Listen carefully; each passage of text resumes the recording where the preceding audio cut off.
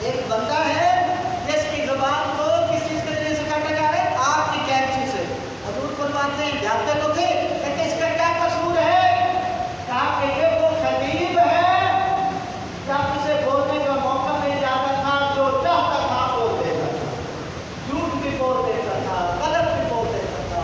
لہٰذا صرف بیان کرنا کمال نہیں ہے، اصل کمال یہ ہے کہ آپ نے بیان کیا ہے۔ لہٰذا زبان پر کنٹرول کیجیے، زبان پر حفاظت کیجیے۔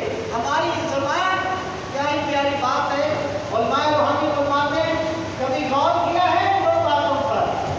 اللہ نے آپ کی زبان کو گوشت کا لوٹنے کی طرح دیا ہے، کاٹ دیا ہے، کیا وجہ ہے؟ علماء فرماتے ہیں اس لیے کہ اللہ انسان کو متوجہ کرنا چاہتا ہے۔ میں قادر مطلق تھا، میں چاہتا تو تمہاری زبان میں بھی ہڈی لگا سکتا تھا، لیکن یہ نرم گوشت کا لوٹنا اس لیے رکھا کہ بندہ خدا جب بھی تو کسی سے گفتگو کرے تو نرم لہجے میں بات کرے، اچھی گفتگو کرے۔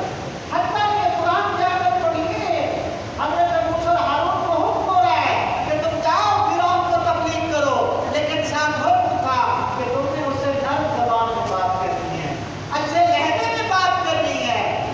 یہ ہے دین، یہ ہے اسلام، یہ ہے قرآن۔